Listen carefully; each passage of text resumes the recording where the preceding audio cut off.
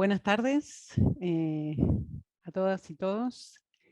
En esta oportunidad tenemos el agrado, realmente un gusto presentar a Juan Piovani en nuestro ciclo de conferencias, que va a dar una charla sobre estilos de producción en las ciencias sociales en Argentina. Para quienes no lo conozcan, Juan Piovani es doctor en metodología de las ciencias sociales y magíster en métodos avanzados de investigación social y estadística. Ha realizado diferentes posgrados y estudios y estancias en el extranjero. Es coordinador actualmente de la Red Latinoamericana de Metodología de las Ciencias Sociales, profesor titular ordinario de Metodología de la Investigación Social en La Plata, y es director del doctorado en Estudios Sociales Interdisciplinarios de Europa y América Latina, que es un doctorado conjunto entre la Universidad de La Plata y la Universidad de Rostock en Alemania. Es investigador principal del Consejo Nacional de Investigaciones Científicas y Técnicas. Tiene muchas publicaciones que me parece que por ahí, con relación a la charla de hoy, es interesante recordar su libro Metodología de las Ciencias Sociales, escrito en conjunto con Marradi y Argenti, que es del 2007. Ha coeditado La Argentina del siglo XXI, Cómo somos, vivimos y convivimos en una sociedad desigual, con Salvia. Ha publicado también con Muñiz Terra, Condenados a la reflexividad. Tiene además muchísimas otras publicaciones, libros coeditados, artículos, capítulos de libros sobre su especialidad, publicado en diferentes lugares. Ha sido premio Jusey 2014 en Ciencias Sociales. Pero creo que lo más importante es que le demos la palabra a Juan. Te agradecemos enormemente tu participación en este ciclo de conferencias.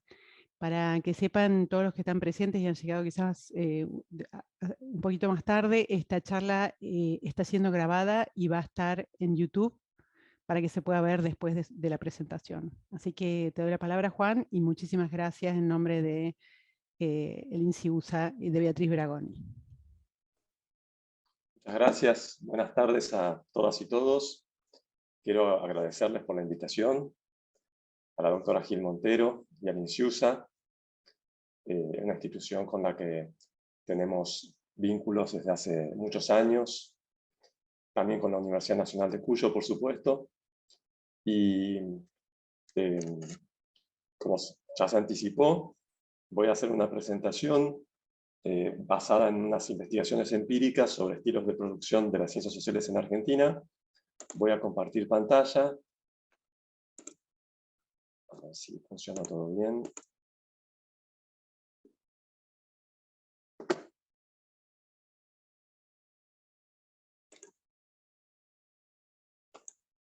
¿Se está viendo bien?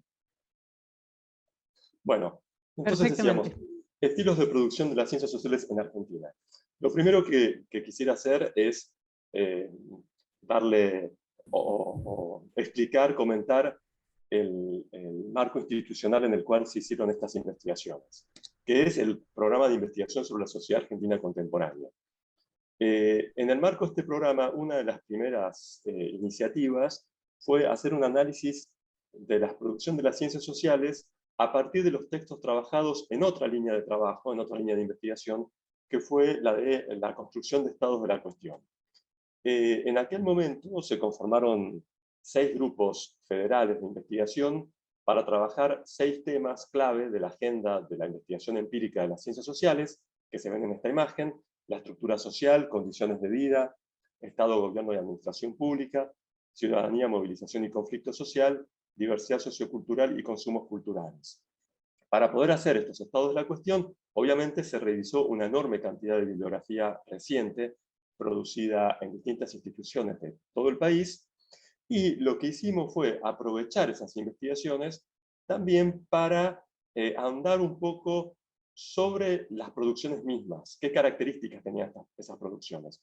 No tanto desde el punto de vista de su contenido temático, de los problemas de investigación que abordaban, sus resultados, sus conclusiones, sino las propias características de los trabajos, en qué tipo de investigaciones se basaban, dónde habían sido publicados, qué tipo de estructura tenían los textos, etcétera, etcétera.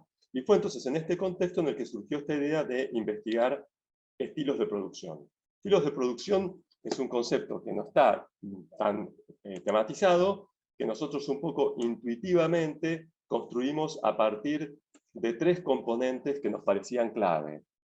Porque encontrábamos ciertos límites a las caracterizaciones de las producciones de las ciencias sociales solo a partir del tema en el que se inscriben, la forma en que se construye el objeto, cuáles son los fundamentos teóricos y cuáles son los fundamentos metodológicos de las investigaciones. Eso obviamente nos parecía fundamental, qué técnicas utilizaron, qué referentes teóricos, etcétera, etcétera, pero recuperando autores ya bastante clásicos en el campo de la sociología de la ciencia, nos parecía que también era muy importante tratar de indagar en torno a la escritura, la estructura de los textos, la forma de escritura, un poco siguiendo a Wasserman, que dice que para poder caracterizar una producción científica es fundamental prestar la atención a la escritura, y por otro lado, los procesos de publicación, porque, como plantea Collier, los procesos de publicación tienen efectos performativos muy importantes en darle una determinada forma a los textos, no solamente una cuestión formal,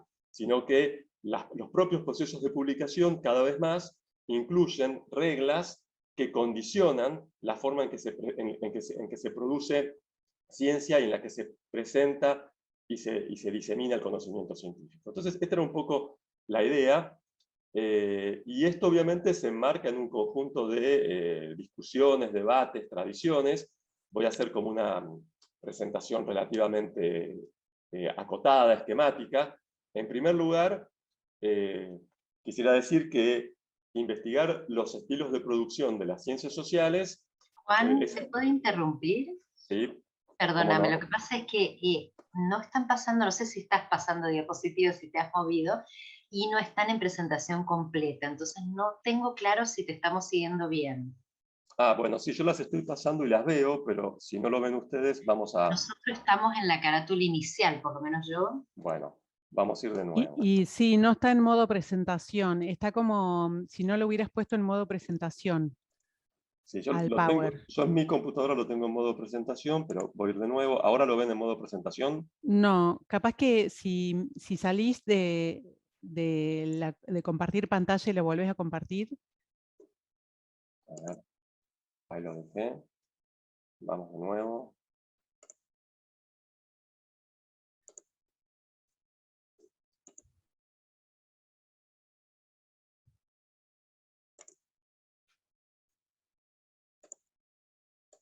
No, ahí, ¿No? bueno, ahí me parece que por lo menos no lo veo bien. Yo no sé los demás si lo ven, yo no lo veo. No, no Y se ahora, ve. No. Ahí se ve, pero sin estar en modo presentación. bueno, tal vez lo dejamos de esta manera porque al menos, ¿no? Ok, pero entonces, ¿sabes qué? Anda bajando con el cursor porque si no nosotros estábamos en la carátula nomás. Sí. ¿Están viendo ahora una que dice estilos de producción? Sí. Bueno, perfecto. Entonces, sí, aquí esta cuestión de los estilos de producción lo situamos en un marco más amplio que tiene que ver con una serie de cuestiones, debates, en el campo sobre todo de la sociología de la ciencia y de la historia de la ciencia, que voy a presentar de manera muy esquemática, muy resumida, pero para poder darle a esto un soporte, ¿no? un andamiaje. La primera cuestión tiene que ver con lo que Buroway llama la ciencia social, yo le agrego académica, él dice solamente profesional, que se refiere obviamente a un conjunto de prácticas de investigación y de producción de conocimiento situadas en instituciones de educación superior y de investigación, y que a lo largo del tiempo, con el paso de los años, se fueron profesionalizando en el sentido de tener un conjunto de soportes metodológicos y teóricos muy establecidos y compartidos por la comunidad académica, y por otro lado, con un tipo de producción que se fue también orientando progresivamente hacia la producción de un conocimiento que se llama instrumental, que tiene que ver con darle respuestas a problemas de investigación muy acotados, muy específicos, que forman parte de agendas de investigación. Y que, por otra parte, el producto de estas prácticas de investigación son fundamentalmente papers que se publican en revistas científicas y en revistas académicas y que circulan en un ámbito bastante delimitado, ¿no? Entonces hay una cierta también autorreferencialidad en todo este sistema. Ahora bien, esta ciencia social académica profesional no puede entenderse independientemente de lo que Fernanda Weigel llama el sistema académico mundial. Una estructura desigual de producción y circulación del conocimiento, que se fue también consolidando a lo largo del tiempo, en el que el paper tiene el lugar central, ocupa esta posición como del producto privilegiado para la diseminación y circulación del conocimiento, para la presentación de los resultados de las investigaciones empíricas de la ciencia, está caracterizado por un circuito mainstream o de corriente principal, que es un conjunto de revistas altamente prestigiosas, indexadas habitualmente en bases de datos comerciales, y también tiene otra característica central, que es el recurso al inglés como lengua franca, ¿no? Entonces, en este sistema académico mundial, las ciencias sociales tienen un lugar bastante particular. De acuerdo con Hellbrun, en realidad, en el caso de las ciencias sociales, se trata para él de un campo global emergente, con una estructura centro-periferia, que tiene un core, un núcleo central euro-norteamericano, que ha sido, no sé si hice algo ahí que se dejó de ver bien.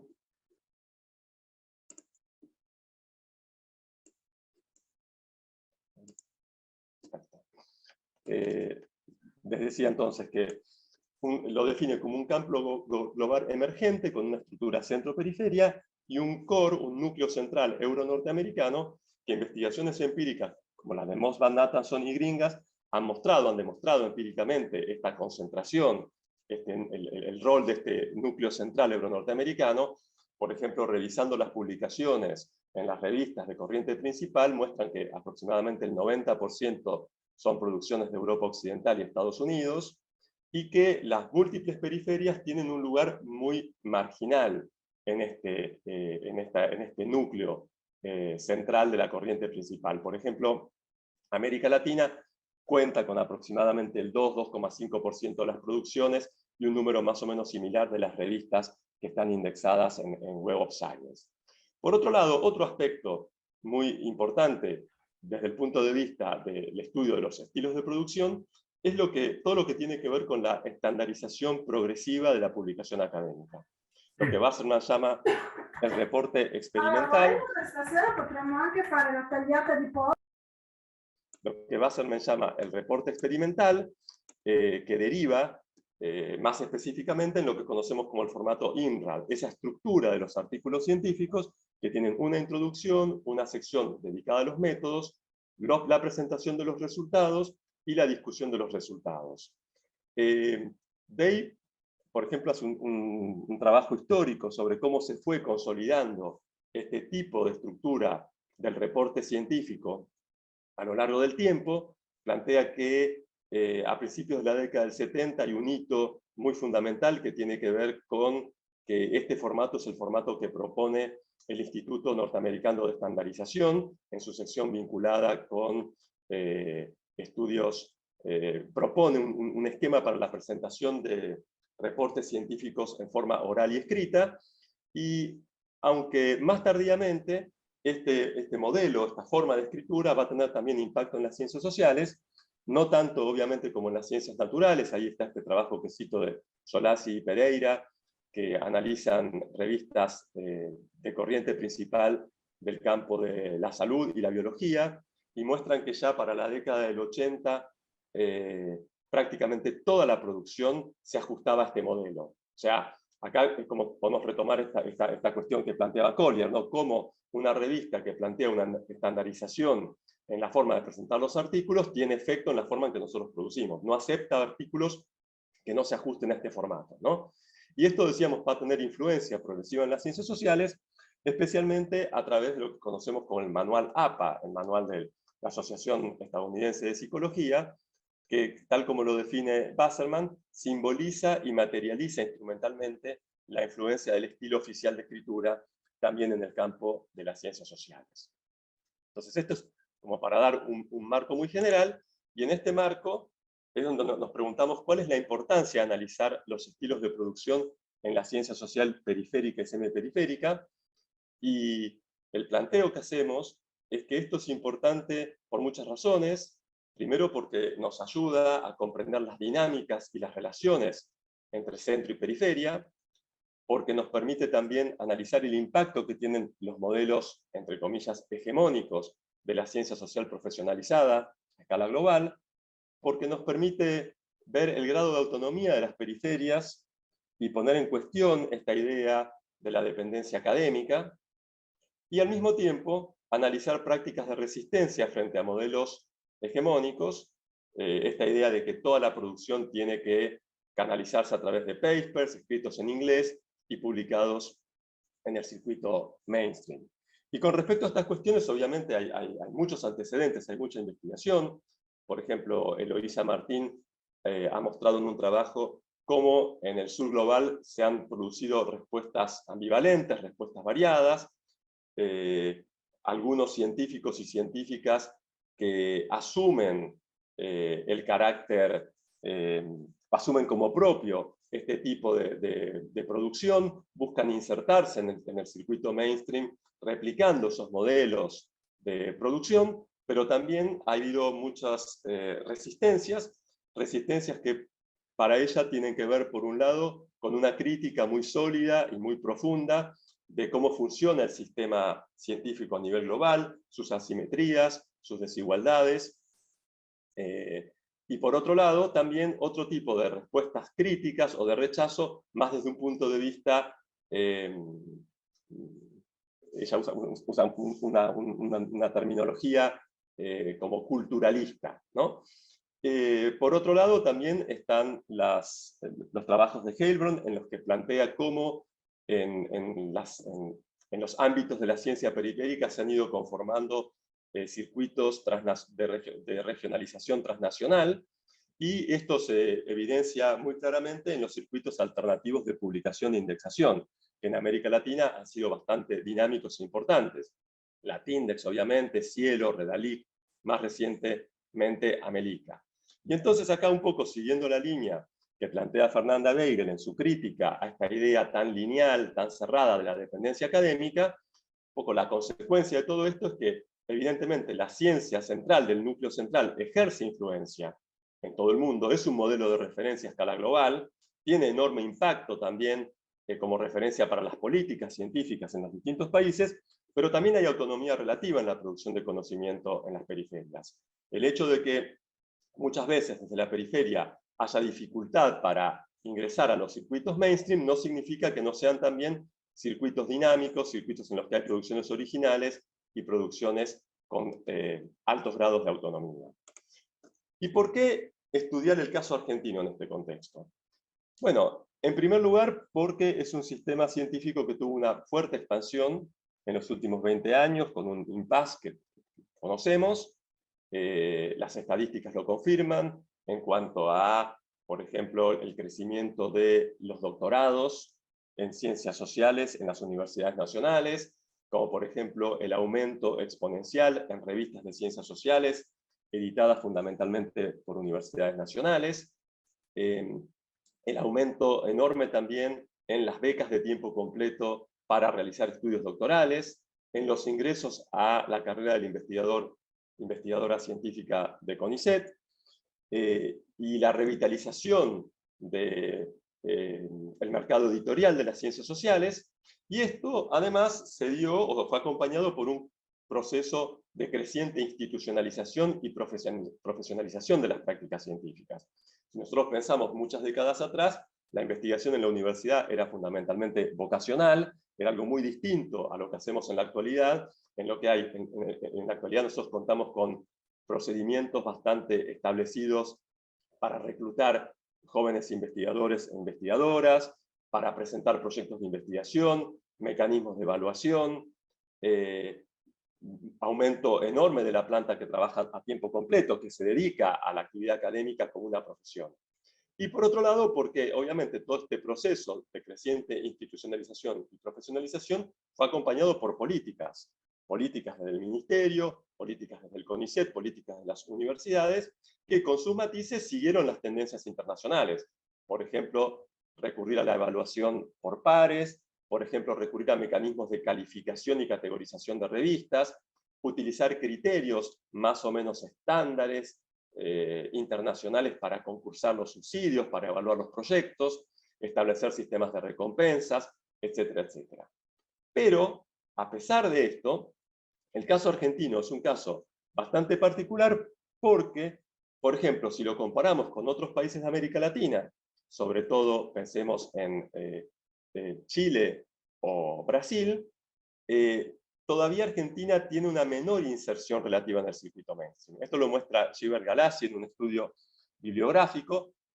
Su conclusión es que esta adhesión creciente que todos los países de América Latina muestran hacia el circuito mainstream no sigue los mismos patrones y las mismas velocidades en los distintos países, y que puntualmente en el caso argentino, de ninguna manera la producción que está indexada en el circuito mainstream refleja la calidad, variedad y cantidad de la producción científica de las ciencias sociales en Argentina.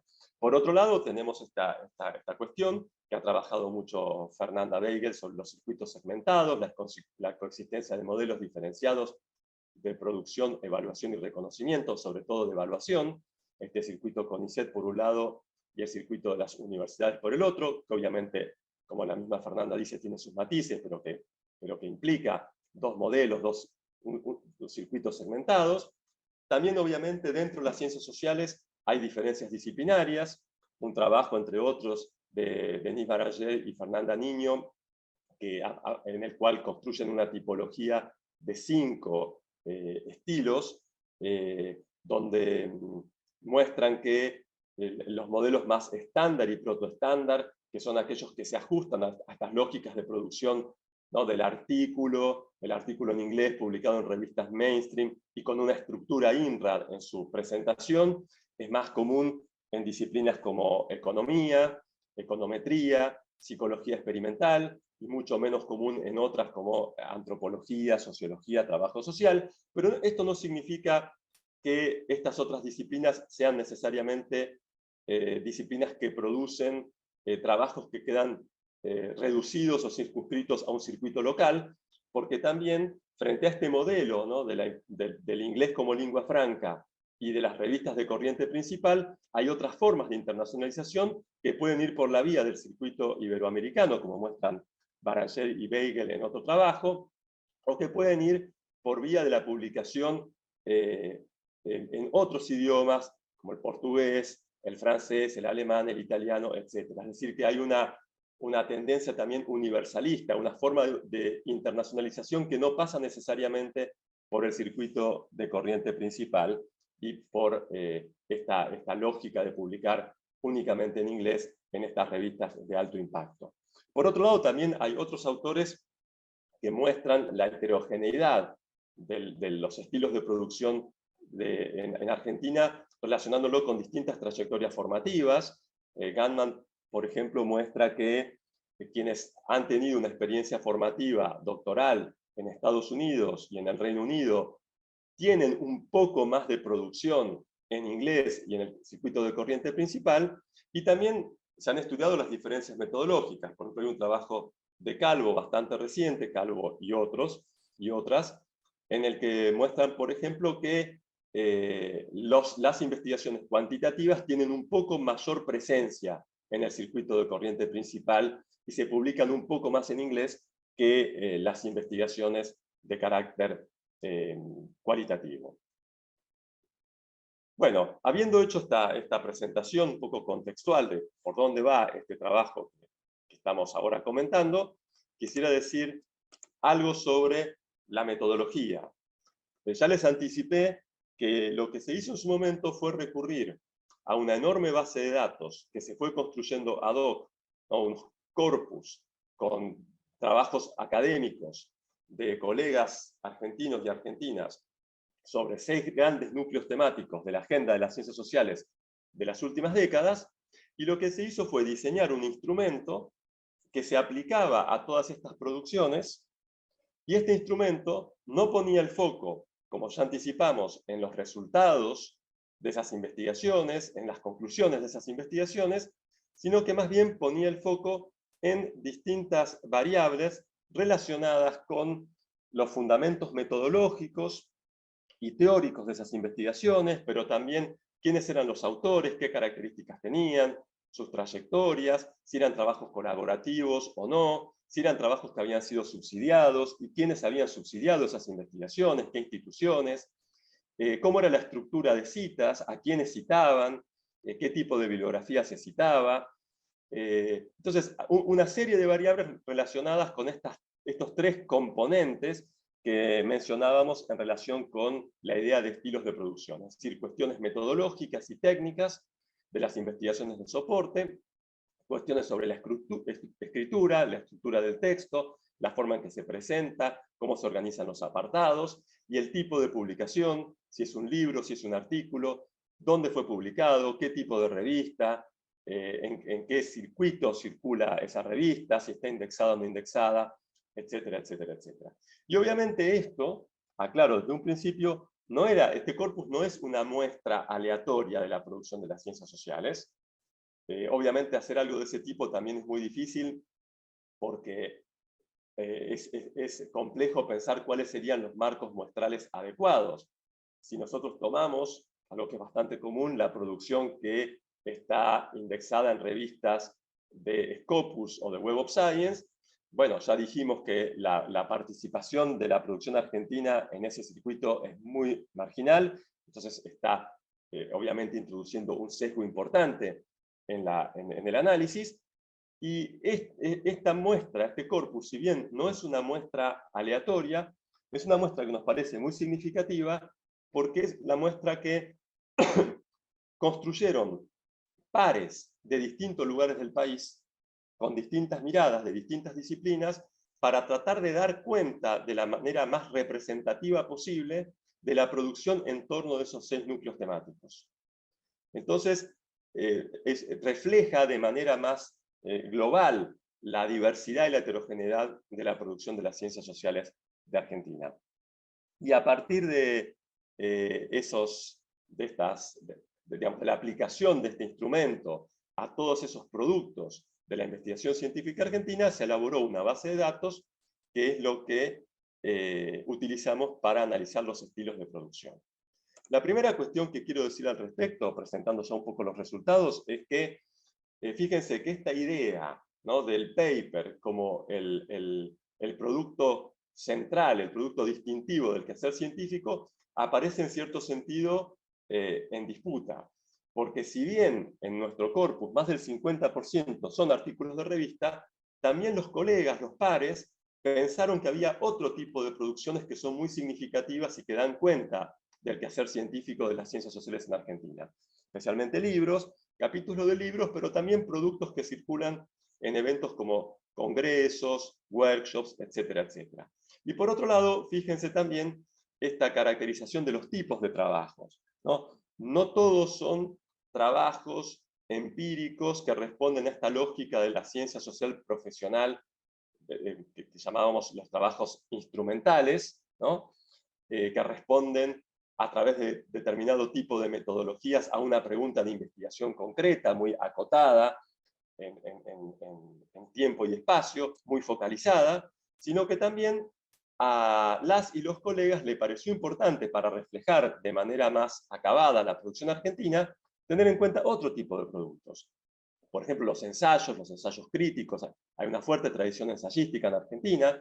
También los trabajos propositivos. Propositivos es un término que utilizamos para describir esos trabajos en los que se propone un determinado tipo de intervención o de política, que son más comunes en campos como los de educación o de trabajo social, incluso también en economía. Por otro lado, los trabajos teóricos, en los que se discute un concepto, una tradición o un autor, las revisiones de literatura, y obviamente los trabajos empíricos, que son el componente central de nuestro corpus, pero, repito, con estos dos gráficos que estamos viendo ahora, un poco lo primero que queda en evidencia es que los pares que hicieron estos trabajos no consideraron que los artículos basados en investigación empírica fueran el único, ¿no? O representaran el único modelo de producción y presentación de resultados científicos. Ahora bien, pensando en esta cuestión que habíamos planteado de cómo impacta en el estilo de producción de las ciencias sociales de Argentina ese modelo más consagrado y estandarizado de la ciencia social profesionalizada, miramos las estructuras de las producciones. Y nos centramos sobre todo en los artículos en los que se presentan resultados empíricos de investigaciones, bajo el supuesto de que obviamente este es el tipo de producción que más se ajusta, que más refleja este conjunto de criterios dominantes en el sistema académico mundial. Y obviamente una de las primeras cosas que miramos es si estos artículos empíricos tenían en su estructura los apartados clave de cómo ha sido adaptado a las ciencias sociales el modelo INRAD, que obviamente, además de la famosa introducción, métodos, resultados y discusión, suele incorporar también apartados relacionados con el marco teórico conceptual desde el cual se concibe esa investigación, y también una revisión de la literatura, una revisión de los antecedentes más recientes de otras investigaciones sobre esos mismos temas. Y acá lo que vemos es que evidentemente hay una producción muy sustantiva desde el punto de vista cuantitativo que no se ajusta a esta estructura, que no se ajusta a este modelo, ¿no?, que presenta los resultados siguiendo los apartados típicos del modelo INRAD.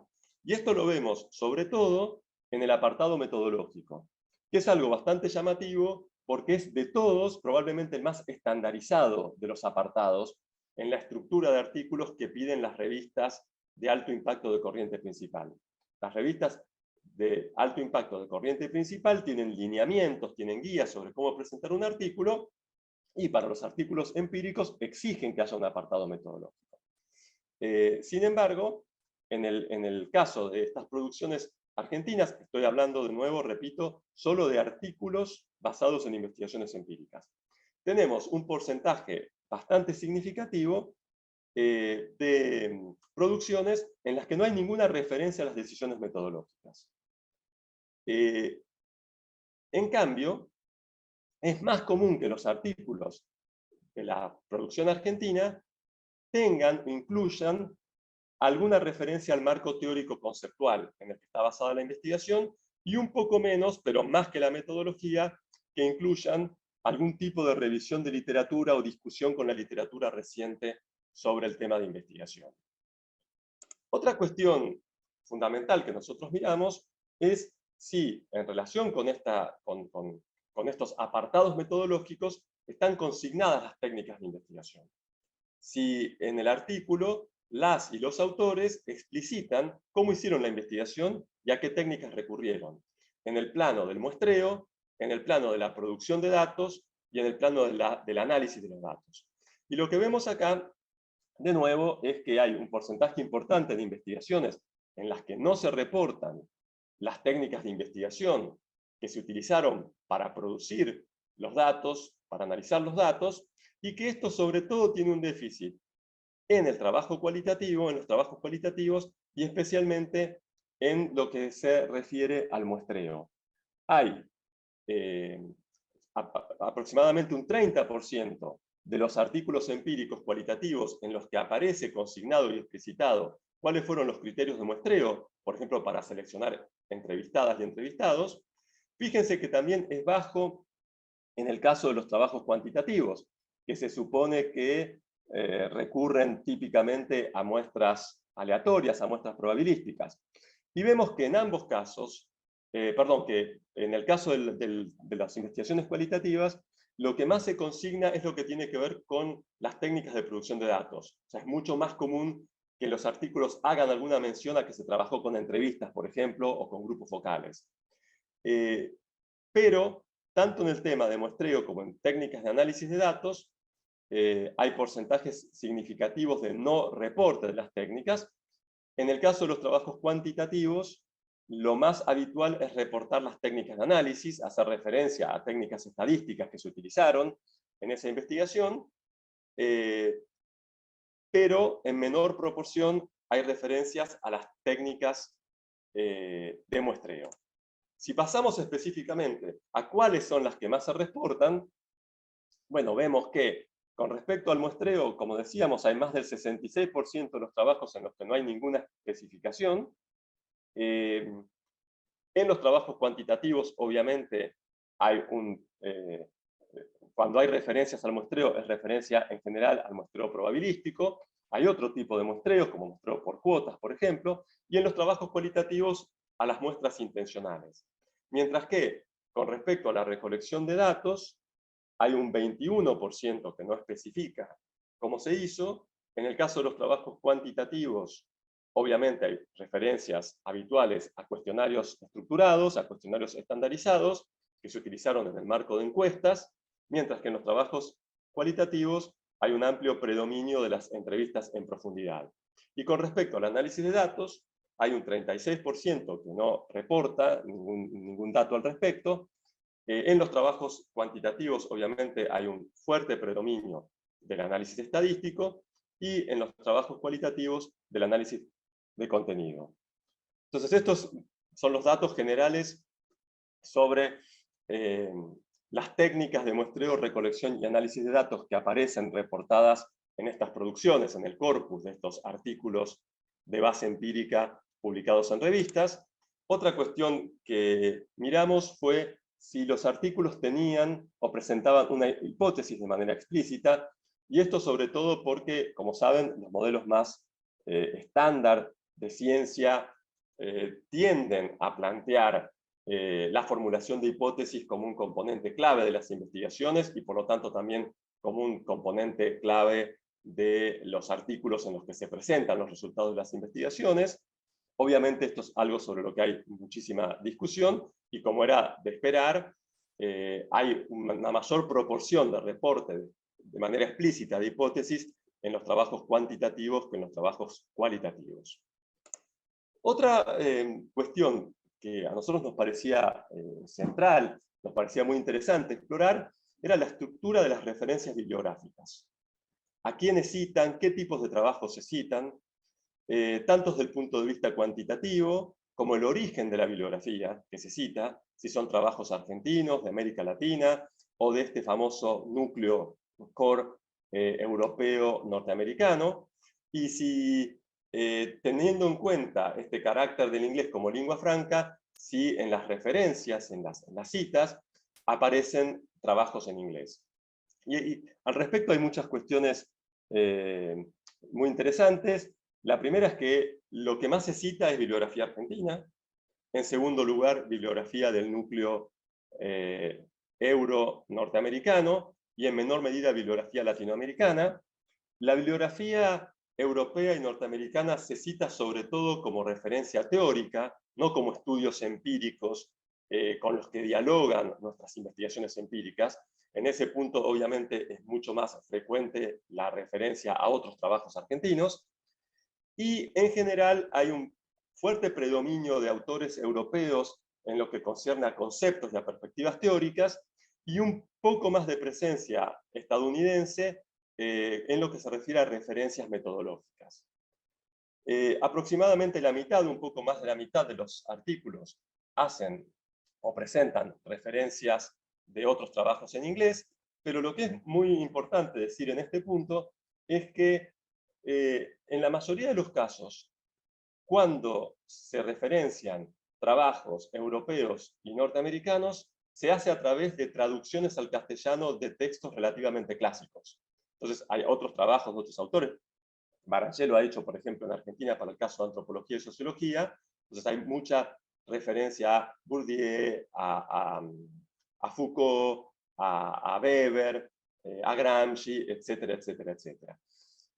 No a través de las obras originales, sino de traducciones, y hay menor peso en la estructura de las bibliografías de estos trabajos de la cita de lo que podríamos considerar lo que está en lo más reciente de la producción, ¿no? muchas veces no se traduce en un libro, o tarda en traducirse en un libro, y circula primero en formato de artículos, publicados en inglés, en revistas de corriente principal. De ese tipo de producción, las citas, las referencias son escasas, son un poco más significativas en los trabajos cuantitativos que en los cualitativos, tanto en el inglés como en el hecho de qué porcentaje de los trabajos citados son otros artículos citados. Esto de nuevo permite darse una idea de qué centralidad se le da al artículo como el producto típico, ¿no?, del trabajo científico. Fíjense que en estas producciones que nosotros analizamos, la cita a otros artículos científicos y no a libros u otro tipo de producciones no es nunca predominante, aunque sí tiene mucho mayor impacto en los trabajos cuantitativos. En este caso, más del 50%, casi el 40% de los trabajos, hay más de un 50% de las citas que son otros artículos de revista y artículos recientes. Entonces, con este panorama, nosotros hemos planteado una serie de conclusiones sobre los estilos de producción de las ciencias sociales en Argentina. En primer lugar, que es un campo heterogéneo y heterodoxo, a diferencia de lo que se reporta para comunidades académicas de otros países del mundo, y especialmente Estados Unidos, no hay un modelo único de producción, tampoco lo hay obviamente en Estados Unidos, pero quiero decir que el peso relativo del modelo más estandarizado, de este modelo al que nos hemos referido varias veces como típico del sistema académico mundial, el peso de eso en Argentina es mucho menor. Hay una producción obviamente importante que circula en el circuito de corriente principal, pero también hay una producción que se ajusta a los modelos más tradicionales, más legitimados de producción científica, que circula por otros circuitos, por los circuitos regionales, es decir que no podemos hacer un corte neto en el sentido de que los artículos que salen en las revistas de alto impacto estadounidenses y europeas se ajustan más claramente a esos modelos estándar de producción, mientras que los artículos que salen en revistas de esos circuitos regionales no, porque hay un porcentaje también considerable de artículos en el circuito regional que sigue esos modelos, pero también hay obviamente un fuerte componente heterodoxo en la producción. Y esto se ve desde un principio cuando señalábamos que en el caso argentino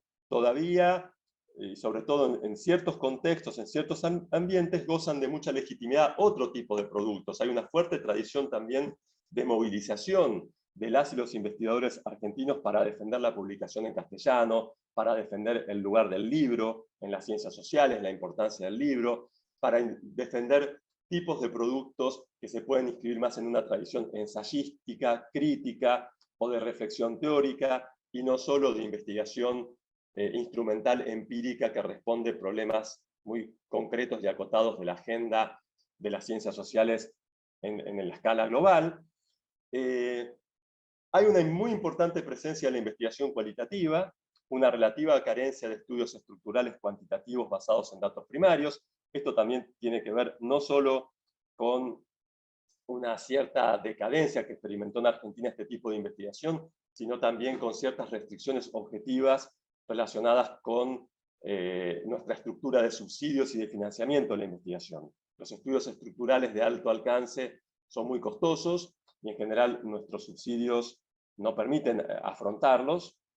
Hay un alto porcentaje de artículos en los que no se reporta un estado de la cuestión, no se hace una revisión de literatura, no se entra en discusión con producciones recientes de otros y otras autoras sobre temas afines al que está siendo trabajado en ese artículo, y sobre todo hay un muy alto porcentaje de artículos en los que no se reportan los métodos. Y este sería como el punto en el que más se separa esta producción de lo que se supone que es el estándar internacional o lo esperable de un artículo de acuerdo a los criterios y estándares de escritura internacionales.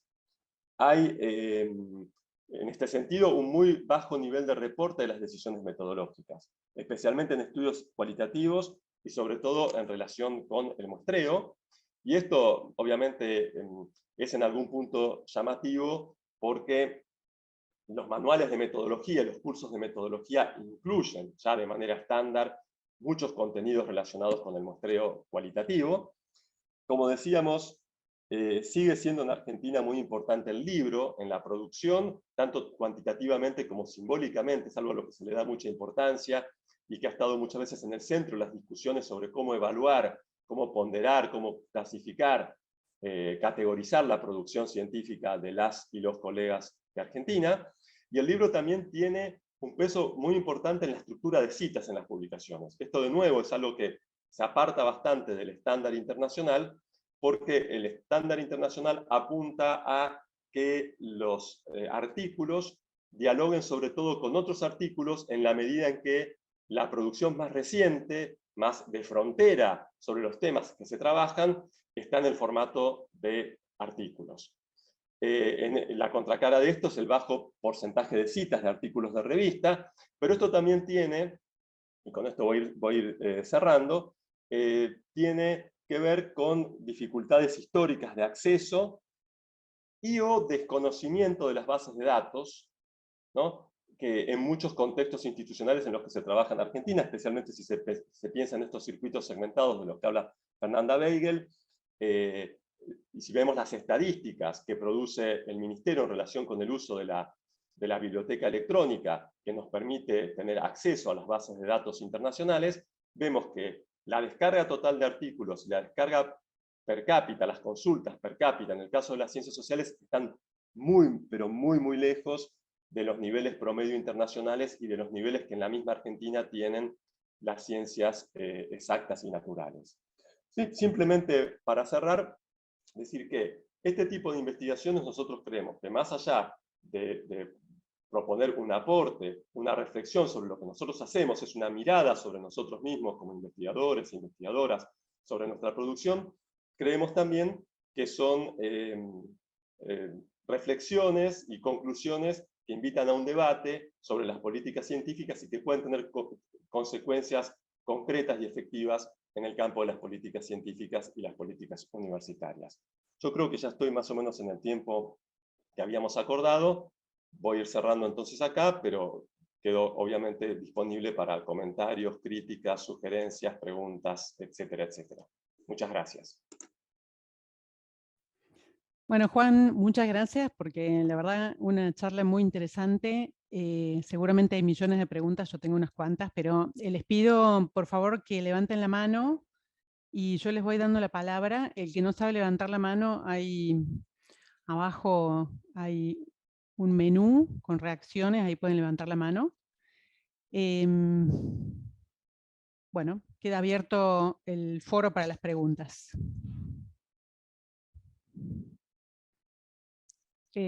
Pili Rodríguez.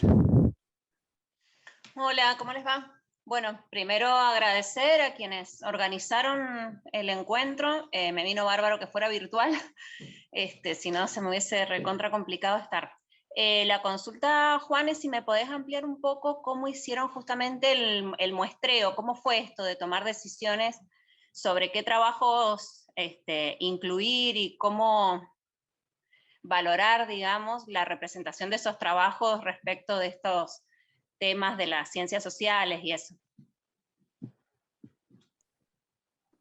Buenísimo. Lo que se hizo en su momento fue, es una historia un poco larga, voy a tratar de resumirla, de condensarla. Lo primero que se hizo, como les conté, fue armar a través de concursos nacionales 6 equipos de investigación especializados en estos núcleos temáticos. Queríamos que hubiera representación de, digamos, la diversidad institucional y geográfica de la Argentina, pero eran expertas y expertos en esos temas.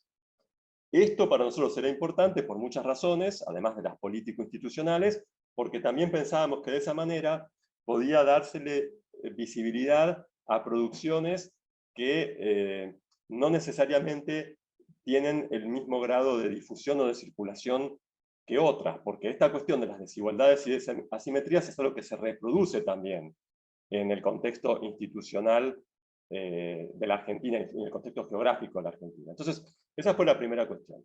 Una vez que estaban conformados esos equipos, la consigna fundamental era reconstruir poco qué habían dicho, qué se habían preguntado y qué habían dicho las ciencias sociales argentinas sobre esos 6 grandes temas.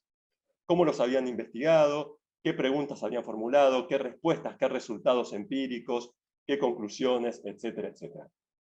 Y entonces, para eso, había que, en primer lugar, construir un corpus. Y nos encontramos con enormes dificultades operativas, porque para poder construir el corpus uno tiene que tener, digamos, alguna base de datos de la cual pueda identificar, ¿no? Entonces, lo primero que tuvimos que hacer fue trabajar en el armado de bases de datos ad hoc. Por ejemplo, de editoriales que publicaban o publican libros de ciencias sociales, las colecciones de ciencias sociales de esas editoriales, que identificamos centenares, las revistas de ciencias sociales, muchas de las cuales no están indexadas, no solamente en el circuito de corriente principal, tampoco en los circuitos regionales, o que tienen solo formato papel. Este es un tema que en Cuyo conoce muy bien porque lo ha trabajado y lo sigue trabajando el equipo de Fernanda, lo viene trabajando desde hace mucho tiempo. Fíjense, si no tengo mal el dato, Fernanda me puede corregir, creo que el más actualizado es alrededor de 700 u 800 revistas de ciencias sociales en Argentina. Cuando se hizo este trabajo estábamos en el orden de las 500. Y al mismo tiempo también identificar, por ejemplo, los congresos, los eventos, las jornadas, encontrar todos los listados de las ponencias presentadas, y con todos esos datos se procedió a construir el corpus. Y para eso nosotros habíamos diseñado unas grillas y unas matrices que tenían una serie de claves. Por ejemplo, una era la de las perspectivas teóricas, un mismo tema, ¿no? O sea, la pobreza, por ejemplo. Se ha investigado desde distintas perspectivas teóricas. Entonces nosotros queríamos asegurarnos de que en ese corpus estuvieran incluidos artículos de distintas tradiciones teóricas sobre los mismos temas. Por otro lado, producciones de distintas regiones y sobre distintas regiones, es decir, evitar esta idea tan común en Argentina, que es la investigación empírica que se hace en el Gran Buenos Aires, pero después el título dice tal cosa en la Argentina, ¿no? Entonces, era producciones de distintas regiones y sobre distintas regiones. También que se tuviera en cuenta distintos equipos de investigación, que no fueran las producciones de los equipos más conocidos o más citados. Y lo que hicimos a partir de esto fue juxtaponer todos estos criterios para armar una matriz y entonces tratar de asegurarnos de que todas las celdas de esta matriz tuvieran algunos casos en el corpus. Por ejemplo, una celda definida por investigadores más jóvenes que trabajaron en el tema en el contexto de su tesis doctoral, en una región, no sé, no metropolitana. Cuando digo metropolitana, todas son, las universidades siempre están en ciudades, ¿no? Pero me refiero a las grandes áreas metropolitanas, AMBA, Córdoba, Rosario. Y entonces se hizo una primera selección. Cada equipo tenía como meta más o menos identificar alrededor de 1000 trabajos, y esos 1000 trabajos se trabajaban en un nivel más superficial, y a partir de eso se hacía una segunda selección de alrededor de 100 trabajos, que se analizaban en profundidad. Entonces, el conjunto de esos 100 trabajos de los 6 equipos es el que nosotros, a su vez, utilizamos para analizar los estilos de producción. Es un corpus de aproximadamente 500, 600 trabajos. Bueno, gracias. Daniela Feigelman.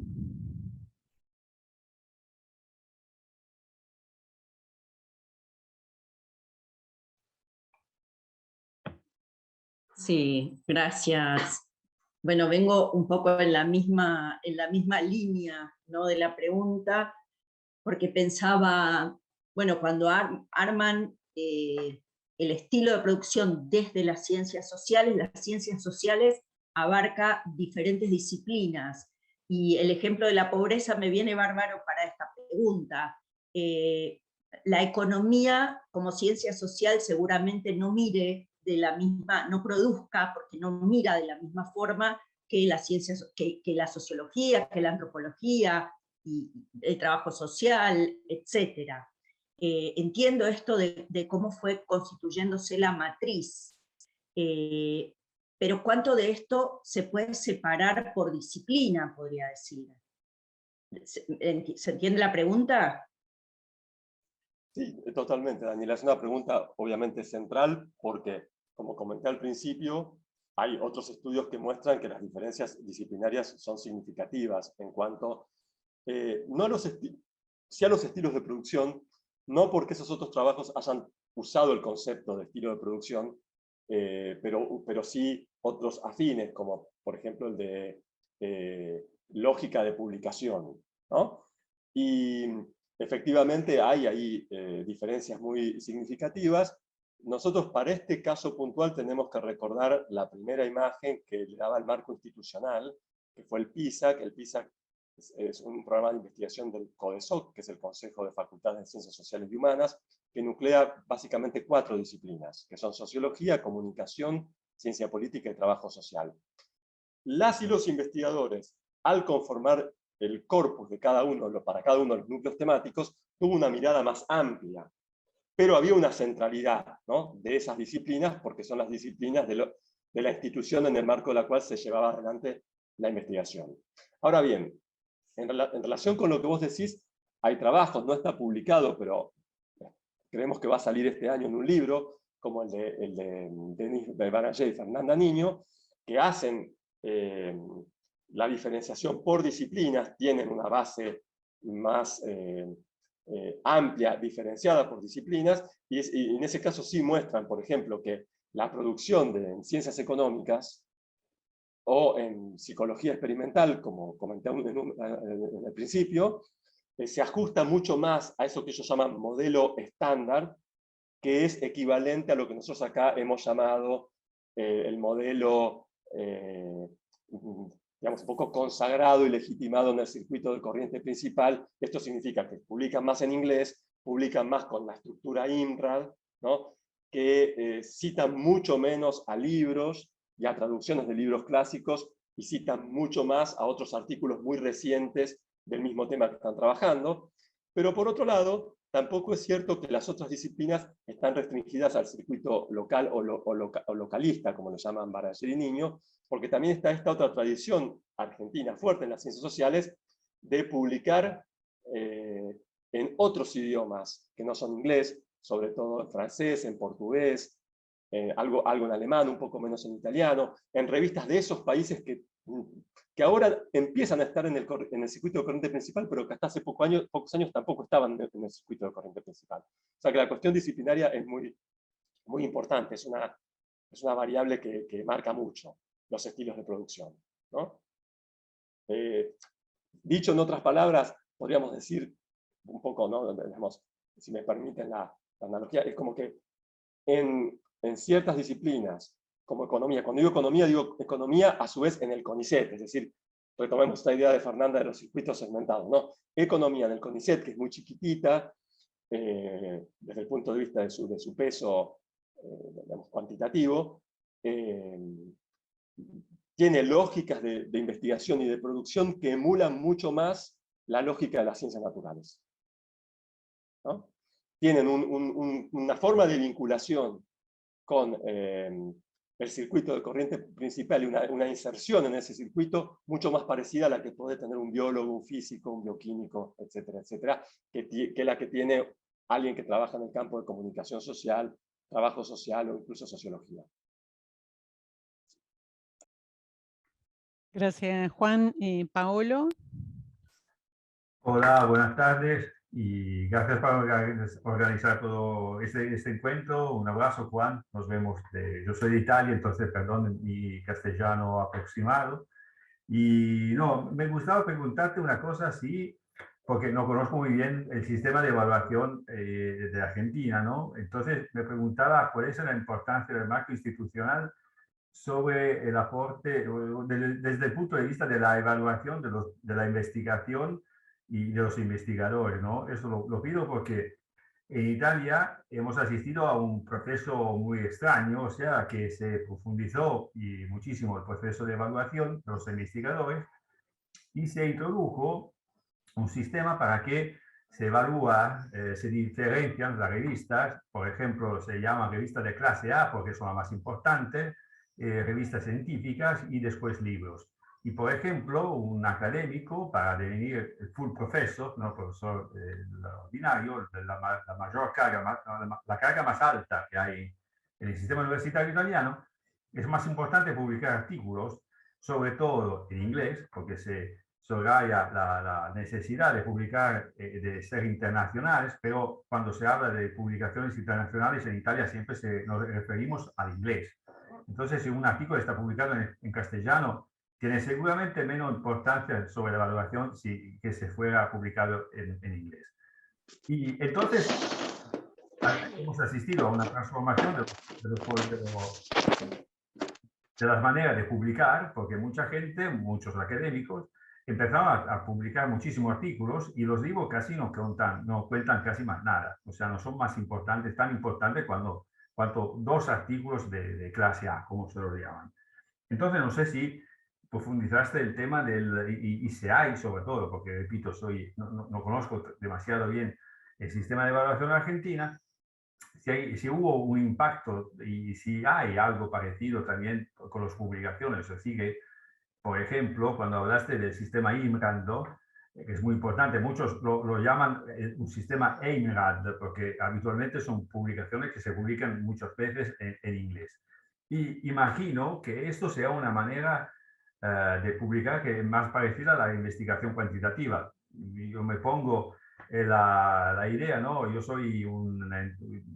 realicé una investigación cualitativa y tengo que escribir y traducir al castellano, al inglés o al francés, pero sobre todo al inglés, todo un montón de entrevistas que utilizan maneras de decir, que se practican exactamente en italiano, pero que es demasiado difícil traducir al inglés. Mientras que escribir un artículo de 15 páginas, siguiendo el esquema INRAD, es mucho más fácil. Si estoy comentando los resultados de un cuestionario, de una survey, utilizando herramientas estadísticas. Y entonces, perdón para la pregunta más larga, pero entonces es que se puede resumir en uno, si hubo un efecto y si hay un efecto del marco institucional desde el punto de vista de evaluación, y 2, si puede ser esta una explicación también para el aumento de publicaciones en IMRAD. Gracias. Sí, gracias, Paulo.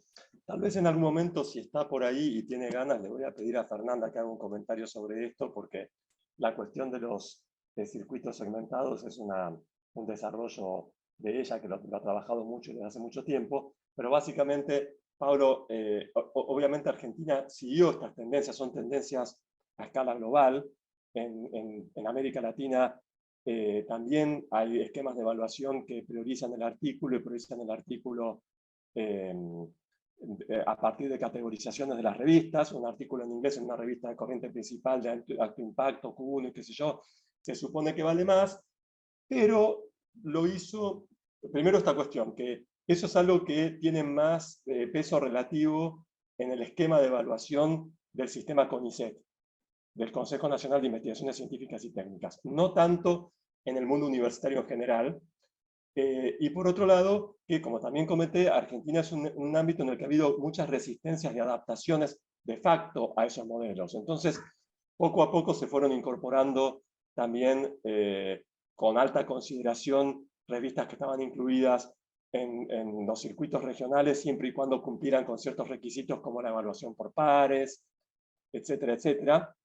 Pero ese modelo, Pablo, es un modelo que más o menos ha seguido todo el mundo, ¿no? Y Argentina también, obviamente la evaluación tiene un peso creciente, y en la evaluación hay un conjunto de indicadores que nosotros hemos criticado, hemos matizado,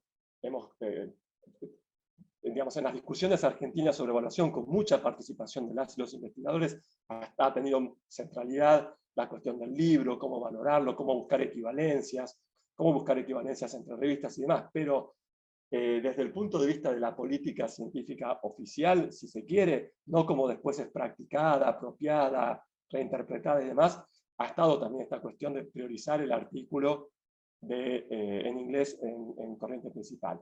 Y la otra parte de tu pregunta, sí, efectivamente, el modelo INRAD es un modelo que es al que se adapta mucho más fácil la investigación de tipo cuantitativa.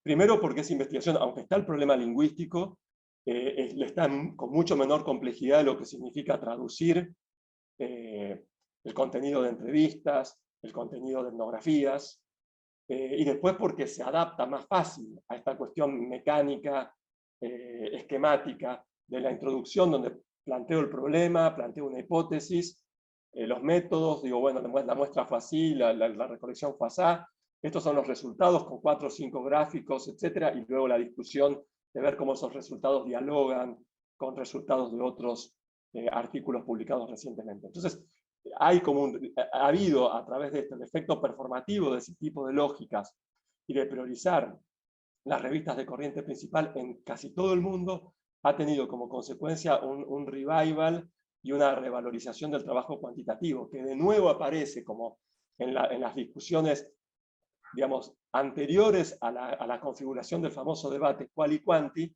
aparecen como más científicas que las otras, ¿no? Como las que nos acercan más al modelo de producción de los científicos naturales. Así que bueno, lo dejo acá y le digo a Fernanda porque Fernanda, no sé si la conoces, Pablo, pero tiene trabajos muy importantes sobre esto, sobre las lógicas de evaluación. Fer. Sí, Juan, acá estoy, mira, con muchísimo gusto acompañándote y también en relación a la pregunta de Paolo, a los comentarios tuyos, un gusto, Paolo. En realidad yo solo complementaría porque con Juan trabajamos juntos en los mismos proyectos, así que bueno, tenemos realmente mentalidad muy común y mucha experiencia de investigación en conjunto.